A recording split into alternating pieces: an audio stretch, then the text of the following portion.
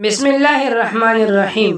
ہماری مسلمانوں کی تاریخ میں بہت بڑا خوبصورت نام عبداللہ بن زید رحمۃ اللہ علیہ کا ہے۔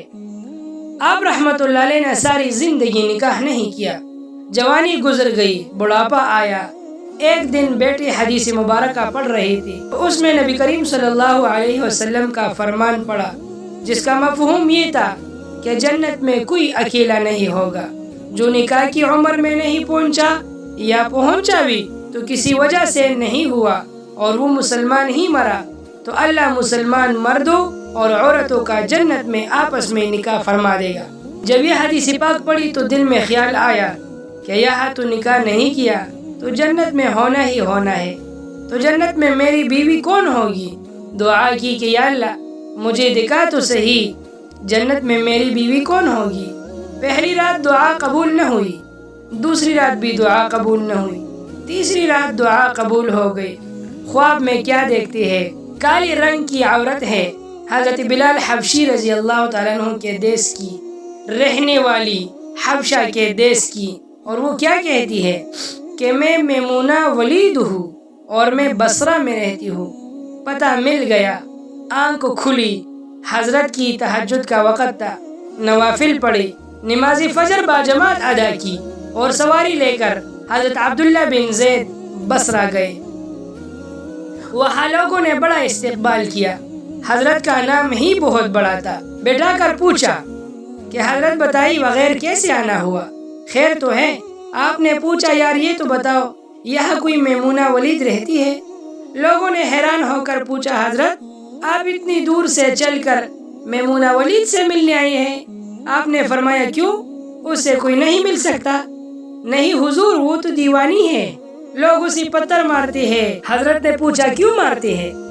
حضور کام ہی ایسی کرتی ہے، کوئی رو رہا ہو تو اسے دیکھ کر ہنسنے لگتی ہے، اور کوئی ہنس رہا ہو تو رونا شروع کر دیتی ہے، اور وہ اجرت پر پیسے لے کر لوگوں کی بکریاں چراتی ہے۔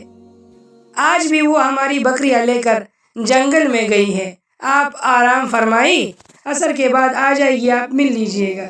حضرت نے فرمایا عصر کس نے دیکھی ہے؟ کہا وہ کس سمت گئی ہے؟ لوگوں نے کہا حضور جنگل نہ جائے، بہت خوفناک جنگل ہے۔ آپ نے فرمایا بتاؤ کس طرف گئی ہے؟ لوگوں نے بتایا، آپ فرماتے ہیں کہ میں نکل گیا، اور جب میں جنگل گیا واقعی ہی خوفناک جنگل تھا، جنگلی جانوروں کی بھرمار تھی، قدم قدم پر کوئی نہ کوئی چیز کڑی ہے۔ آپ فرماتے ہیں کہ قربان جاؤں اس عورت کی مردانگی پر، وہ اس جنگل میں کس طرح بکریاں چرا رہی ہے۔ شیروں نے اس کی بکریوں کو ابھی تک نہیں کھایا، حالانکہ اتنے درندے ہیں، سارے مل کر حملہ کر دے تو کیا کرے، یہ اکیلی عورت کس کس کو روکے گی؟ خیر آپ فرماتے ہیں کہ وہ جگہ جہاں لوگوں نے مجھے بتائی تھی میں وہاں پہنچ گیا۔ جب میں وہاں پہنچا تو منظر دیکھ کر میں حیران رہ گیا۔ دو حیران کر دینے والے مناظر تھے۔ پہلا یہ کہ میمونہ ولید بکریاں نہیں چرا رہی تھی، بلکہ اس جنگل میں جائے نماز بچھا کر نوافل پڑھ رہی تھی، پر بکریاں چرانا تو بہانہ تھا، یہ تو بہانہ تھا کنارہ کشی کا۔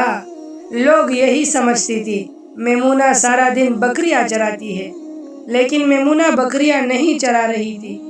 دوسرا کیا دیکھا کہ میمونہ تو نماز پڑھ رہی ہے، پھر بکریاں کون چرا رہا ہے؟ بکریاں تو ایک جگہ نہیں رکتی، کہیں ادھر جاتی ہے کہیں ادھر۔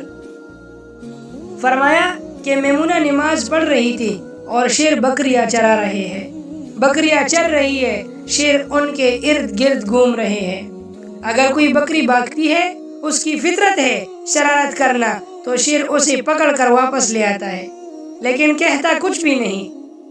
فرمایا میں حیران و پریشان کھڑا تھا کہ یہ کیسے ہو گیا ہے، یہ فطرت کیسی بدل گئی ہے؟ لوگ کہتے ہیں فطرت نہیں بدلتی، یہ شیروں اور بکریوں میں یاری کیسے ہو گئی؟ فرمایا میں دنگ حیران و پریشان کھڑا ہوں، مجھے نہیں پتا کہ کب میمونہ ولید نے نماز ختم کر دی، اور مجھے مخاطب کر کے کہتی ہے کہ اے عبداللہ ملنے کا وعدہ تو جنت میں تھا، آپ یہاں آ گئی۔ فرمایا میں حیران رہ گیا، اس سے پہلے تو ملاقات بھی نہیں ہوئی، تو حضرت میمونہ ولید کو میرا نام کیسے پتا چل گیا؟ میں نے میمونہ ولید سے سوال کیا کہ اس سے پہلے تو نہ ہم ملے ہیں نہ ہماری ملاقات ہوئی ہے، تو میرا نام کا کیسے پتہ چلا؟ جواب میں فرمایا کہ عبداللہ، جس اللہ نے رات کو تجھے میرے بارے میں بتایا ہے، اسی اللہ نے مجھے آپ کے بارے میں بھی بتایا ہے۔ آپ فرماتے ہیں کہ جس چیز نے مجھے سب سے زیادہ حیران کیا وہ یہ تھا کہ یہ فطرت کیسے بدلی۔ میں نے حضرت میمونہ ولید سے پوچھا، آپ یہ تو بتاؤ، یہ شیروں نے بکریوں کے ساتھ یاری کیسی کر لی؟ یہ تو غذا ہے ان کی، اگر شیر بکریوں کے ساتھ یاری لگائے گا تو کھائے گا کیا؟ یہ کیسا معاملہ ہو گیا؟ تو حضرت میمونہ ولید فرماتی ہے، جب سے میں نے اللہ سے صلح کر لی ہے، اس دن سے ان شیروں نے بھی میری بکریوں کے ساتھ صلح کر لی ہے۔ اللہ، کیا ہی عجیب لوگ تھے، کیا ہی عجیب زمانہ تھا، کیسے اللہ والے لوگ تھے۔ ہمیشہ اللہ والوں کی صحبت میں رہا کرے، اسی میں دنیا اور آخرت کی کامیابی ہے۔